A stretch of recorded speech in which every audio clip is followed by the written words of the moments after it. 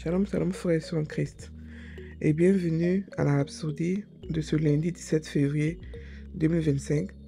Rhapsodie écrite par le pasteur Chris Oyakilome. La lecture est offerte par les vérités de l'Évangile. Le thème d'aujourd'hui est la parole en vous. Alléluia. Le verset est pris de Colossiens 3, verset 16. Que la parole de Christ habite en vous abondamment. Alléluia. Le pasteur Christ dit: il y a quelque chose de si important et de beau que Jésus a dit dans Jean 15, verset 7. Et cela explique pourquoi vous devez avoir la parole de Dieu en abondance en vous. Il a dit: si vous demeurez en moi et que mes paroles demeurent en vous, demandez ce que vous voudrez et cela vous sera accordé. Alléluia. Vous devez demeurer en lui et sa parole doit demeurer en vous. C'est cela qui vous fortifie contre les troubles et les adversités de la vie. Cela rappelle ce qu'il a dit dans Jean 8, verset 31. Si vous demeurez dans ma parole, vous êtes vraiment mes disciples. Jean 8, verset 31. Il s'agit de demeurer ou de préserver, persévérer dans sa parole et de la mettre en pratique sans jamais l'abandonner. Mais si vous ne connaissez pas ces paroles, comment peuvent-elles demeurer en vous? Vous devez les entendre, les apprendre, les étudier et les garder en vous. Alléluia. Et voici le magnifique résultat de laisser la parole demeurer en vous.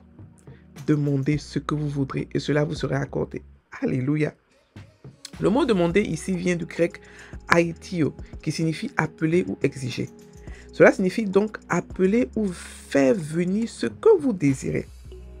L'expression sera accordée provient du mot grec ginomai qui veut dire venir à l'existence ou devenir réel. Le Seigneur Jésus dit: si mes paroles demeurent en vous, vous appellerez tout ce à quoi vous pensez, tout ce dont vous avez besoin, et cela prendra existence. C'est puissant. Cela a tout un sens spirituel. Car si la parole de Dieu abonde en vous, pourquoi devriez-vous mendier quoi que ce soit? La parole de Dieu est le créateur de toutes choses. La Bible déclare: au commencement était la parole, et la parole était avec Dieu, et la parole était Dieu. Elle était au commencement avec Dieu. Toutes choses ont été faites par elle, et rien de ce qui a été fait n'a été fait sans elle. Jean 1, verset 1 à 3.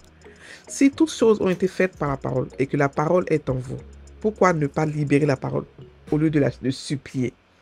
Proclamez ce que vous désirez, et cela se manifestera. Cela deviendra réalité. Alors remplissez-vous de la parole, et elle vous fera triompher dans la vie. Fin de la Rhapsodie. Alors, je lis ce livre cette Rhapsodie avec excitation parce que j'ai mon prochain livre qui sort sur ce même verset-là, si vous demeurez en moi. Donc, soyez connectés, vous allez voir où j'aurai tout expliqué. Parce que c'est un verset extrêmement puissant. Ici, Dieu nous donne le principe de la création. Comment est-ce que lui a créé les choses? On va revenir à la Rhapsodie. Le pasteur nous dit que la parole de Christ doit habiter en nous abondamment. Mais qu'est-ce qui doit habiter en nous abondamment? Est-ce le Réma? Est-ce le Logos? Le Réma, c'est la parole révélée, c'est-à-dire que c'est la révélation derrière la parole. Le Logos, c'est la lettre écrite. Mais ce que nous constatons en nous les chrétiens, c'est que beaucoup de gens aiment faire des références. C'est-à-dire que Jean 2, 2, Matthieu 15, 15. Mais ils n'ont pas la parole dans leur cœur. C'est dans leur tête. Ça s'apprend par cœur. Ce n'est pas mauvais d'apprendre par cœur. Mais ce qui est le plus important, c'est que pendant que tu mets la parole dans ton cœur, pendant que tu la médites, tu la prends aussi par cœur. C'est ça qui est important. C'est le fait d'avoir la parole dans son cœur, au fond de soi. C'est ça qui fait la différence. C'est le réma qui doit être gardé, pas le logos. Le logos est bon pour la référence, pour trouver rapidement le verset, mais ce qui fait le boulot réellement, c'est le réma. Le réma, elle ne rentre pas dans la tête seulement. Elle va au fond de toi. Elle fait le boulot qu'il faut. Elle te donne la révélation derrière le verset. Maintenant, le pasteur nous dit que pourquoi est-ce qu'on doit avoir la parole abondamment dans notre cœur? Il a pris le verset de Jean 15, verset 17 qui nous dit que si vous demeurez en moi et que mes paroles demeurent en vous, demandez ce que vous voudrez et cela vous sera accordé. Ce verset-là, c'est le principe de la création des miracles par la méditation ou par la parole. Il dit que si vous demeurez en moi, ça veut dire quoi? Que d'abord, c'est vous qui devez faire l'effort de demeurer en moi. Quand il parle de demeurer en moi, ça veut dire demeurer dans ma parole. Toutes les fois où Jésus a dit demeurer, ça veut dire méditer la parole. Mettez-la en vous. Gardez la parole. Le Nouveau Testament, il ne dit pas méditer. Le Nouveau Testament dit demeurer, garder. Ok? C'est ce que le Nouveau Testament dit. Donc, il nous dit que si vous demeurez en moi, ça veut dire que si vous prenez le temps de méditer ma parole, de la parler, de la penser, de la réfléchir, de la visualiser, alors elle va demeurer en vous. Il dit, si vous demeurez en moi et que mes paroles demeurent en vous, c'est une conséquence. Quand vous demeurez la parole, elle aussi demeure en vous. Et maintenant, après, il nous dit quoi? Demandez ce que vous voulez. Alléluia. Demandez ce que vous voulez. En fait, le pasteur explique ici que ce n'est pas demander, ce n'est pas supplier, c'est commander, exiger, créer ce que vous voulez. C'est pour ça que je dis que ce verset, c'est le verset de la création des miracles par la parole. Ou par la méditation, si vous voulez. Parce que ça peut être la parole, ça peut être plein, ça peut être la méditation, ça peut être la proclamation, ça peut être beaucoup de choses. Mais la création de miracles par la parole. Ok? Et bien, le pasteur nous dit aussi que ça nous fortifie devant les adversités de la vie. Écoutez, ce monde où nous sommes, il y a beaucoup d'adversités. La Bible nous parle du mauvais jour où tu as attaqué de partout, dans tes finances, dans ta famille, mais partout, dans ton boulot, tu as attaqué partout. Ce qui nous fait tenir dans ce monde-là, c'est la parole de Dieu. C'est pour cela que Dieu a fait de nous sa parole. On est sa parole. Donc lorsqu'on est dans sa parole, on est dans notre milieu naturel. C'est comme un poisson qui est dans l'eau. Mais lorsqu'on sort de sa parole, c'est comme un poisson hors de l'eau. Dans pas très longtemps, il va étouffer, il va mourir. C'est pour ça que beaucoup de chrétiens aujourd'hui sont secs spirituellement. Ils sont parce qu'ils n'ont pas le temps de prendre la parole pour la méditer, pour être dans la parole, pour être imprégné d'elle. C'est notre responsabilité à nous de se remplir. La parole est là. Si on ne la prend pas pour la méditer, elle ne va pas nous remplir.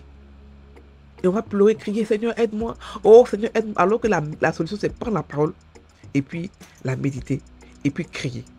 Il dit, commandez ce que vous voulez, demandez ce que vous voulez, exigez, créez ce que vous voulez. Créez ce que vous voulez. Ok? Donc, c'est pour ça que le pasteur rappelle que Jésus a dit dans Jean 8, verset 31, si vous demeurez dans ma parole, vous êtes vraiment mes disciples. Ça veut dire que si vous prenez votre temps pour la méditer, vous allez faire naturellement ce qu'un disciple fait. Vous allez faire naturellement ce que je fais. Parce que la résultante, c'est que vous allez commencer à penser comme Dieu, parler comme Dieu, agir comme Dieu, être obéissant naturellement parce que la parole est en vous puissamment. C'est ça la puissance de la parole.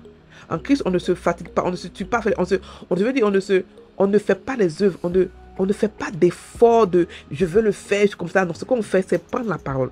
Et elle seule, elle nous fait permettre de marcher naturellement selon les lois de la parole, selon les lois de Dieu. Tout simplement, la parole de Dieu.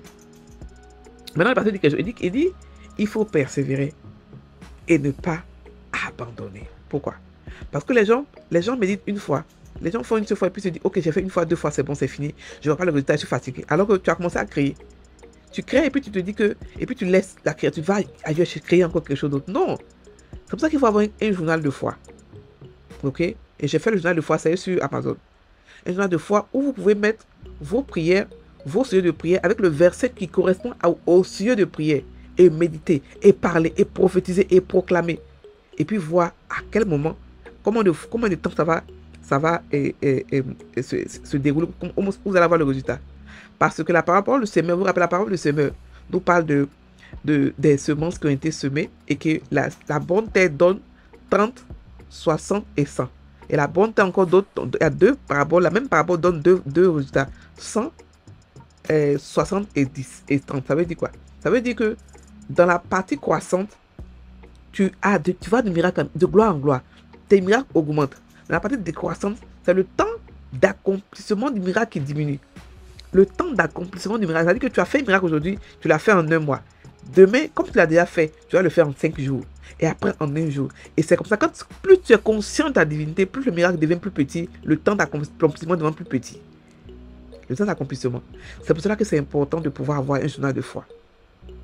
Pour marquer ses batailles, pour marquer ses victoires, pour voir où Dieu t'a envoyé, pour voir où toi-même tu pars, pour pouvoir voir ton évolution spirituelle, pour pouvoir mesurer ton évolution spirituelle, pour pouvoir voir où tu es. Parce que ce verset-là, il marche, mais ce verset-là, il faut être consistant dans ce verset-là. Il faut être consistant. C'est-à-dire que tu as un problème. Dans la partie, tu as un problème. Par exemple, tu veux un enfant. Ok? Tu prends un verset qui parle de ta situation. Un seul verset, prends ta situation. Tu l'écris. Tu le médites. tu prophétises, tu parles. Ce que tu as vu, tu prophétises. Quand tu ne prophétises, tu parles. Ce que tu veux créer, tu parles, tu proclames. Tous les jours, tu es là-dessus. À des heures bien précises, tu es là-dessus. Peut-être une fois, deux fois, trois fois par jour. Ça dépend de toi. Et puis, vois. Jour 1, jour 2, jour 3, jour 4. Jusqu'à ce que tu vois l'accomplissement. C'est là que tu comprends que la parole de Dieu est puissante. Elle est puissante. Elle marche. Ce n'est pas la parole d'un homme. C'est la parole de Dieu. Elle marche. Ok? Elle marche. Donc, le pasteur nous explique ici que il faut, pour avoir la parole de Dieu en nous, il faut l'apprendre expressément. Il faut entendre, il faut les apprendre, il faut l'étudier, il faut la garder en nous. Donc, tu prends le logos, tu l'étudies et tu découvres le réma. Donc, tu prends le logos, tu la médites et tu découvres le réma. Et le réma, c'est ce qu'est pour toi. Tu parles. Et même si tu ne découvres pas le réma, tu peux, dans tes proclamations, créer d'autres rémas. La méditation est tellement puissante que vous ne pouvez pas, vous ne devez jamais la négliger. C'est puissant. C'est comme ça que j'appelle ce verset-là, le verset de la création des miracles par la parole. Mais il faut être patient et il faut être consistant. Il ne faut pas le faire et puis parce que c'est un principe trop puissant. Il dit que si vous demeurez en moi et que mes paroles demeurent en vous, commandez ce que vous voulez. Il donne la feuille de route pour pouvoir créer tout le miracle que vous voulez. N'importe quel miracle. Commandez ce que vous voulez. Frères et sœurs en Christ, courez. Allez-y, commencez à créer votre miracle, votre cahier de miracle, votre cahier de foi. Et notez les versets que vous voulez. Notez ce que vous voulez. Et puis commencez à prophétiser. Commencez à méditer, plus prophétiser. Méditer, prophétiser. Vous allez voir le résultat. Ça ne va pas tarder à venir. Parce que la parole de Dieu marche. La parole de Dieu marche. Ok? Parce que la parole de Dieu a créé toutes choses. N'oubliez pas que c'est elle qui a créé toutes choses. C'est qu'on dit la parole, au commencement était la parole. La même parole de Dieu qui est au commencement, elle est dans notre bouche aujourd'hui. Elle est en nous. On a la parole de Dieu et on est la parole de Dieu. Donc il n'y a pas de raison que nos paroles ne marchent pas. Si vous commencez et que ça ne tarde à venir, continuez, ne vous découragez pas, persévérez. Notez les jours, vous allez voir. Même si ça fait 1 an, ça va se réaliser. Si vous voulez accélérer ça, faites plus dans la journée, plusieurs fois dans la journée, c'est tout. Mais soyez consistant, ne vous découragez pas. Vous pouvez commencer par un petit miracle. Un petit miracle pour pouvoir booster votre foi. Mais la parole de Dieu marche. Quel que soit le miracle, la grosseur du miracle, elle va marcher parce que la parole de Dieu marche. Ok? Parce que c'est par elle que tout a été créé. Tout a été créé par elle. Par la parole. Ok? Donc, le pasteur nous demande de proclamer ce que nous voulons.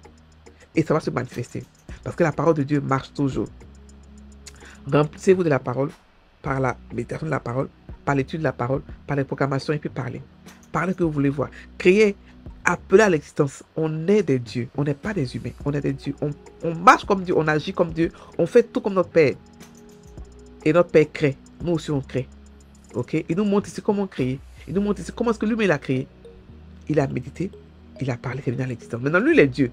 Ok? Donc lui il n'a pas besoin de faire ça plusieurs fois. Mais nous, dans la conscience qu'on grandit de ce que nous sommes, on fait ça plusieurs fois. Mais après, ce sera seulement 1 seule fois, 2 fois, 4 fois. Parce qu'on sera conscient de ce que nous sommes. Parce qu'on a déjà vu tellement de victoires qu'on sait que nos paroles sont puissantes. Ok? C'est pour ça que nous, à notre niveau, on doit pour le moment répéter plusieurs fois, plusieurs jours. Mais après, un seul jour suffit. Une seule parole suffit. Une seule proclamation suffira. Allez, amen. On prend la prière. Père bien-aimé, merci pour la puissance de ta parole qui agit en moi. Ta parole dans mon cœur et sur mes lèvres. En cet instant, j'appelle à l'existence mes désirs. Ta parole sur mes lèvres crée des réalités. Toutes choses concourent à mon bien. Et je mène une vie victorieuse et épanouie. Car je marche dans la lumière de ta parole. Au nom de Jésus. Amen. Alléluia. Donc, on va prendre le verset de Jean 15, verset 7 pour méditer. Ok? Si vous demeurez en moi et que mes paroles demeurent en vous, demandez ce que vous voudrez et cela vous sera accordé. Oh Satarababako Soko Sakata. Merci Père pour le principe de la création que tu me donnes. Ah Rabako Sakata. Tu me dis que ça dépend de moi. C'est si moi je demeure en toi. Oh, Sakata.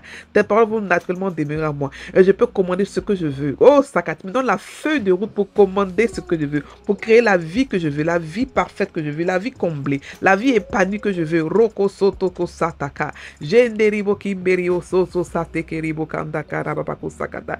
Je me prenne de la parole. Je la mets en moi abondamment. Expressement. Koshekeribo Kandarabako So. Roko roko zoko soko sa. Je kento bakanta rabakata. La parole de Dieu en moi bokanta rabakata. Elle fait le boulot. Elle me fait crier. Oh sokata. Elle me donne mon héritage. Ko rababako soko sakata. Halabako sakata. Alléluia. Désolé, il faut que je parte. Soyez bénis. Donc mettez sur ce verset là, ok. Imprégnez-vous de lui. Remplissez-vous de la parole afin de pouvoir crier abondamment quand vous voulez, ce que vous voulez. Amen.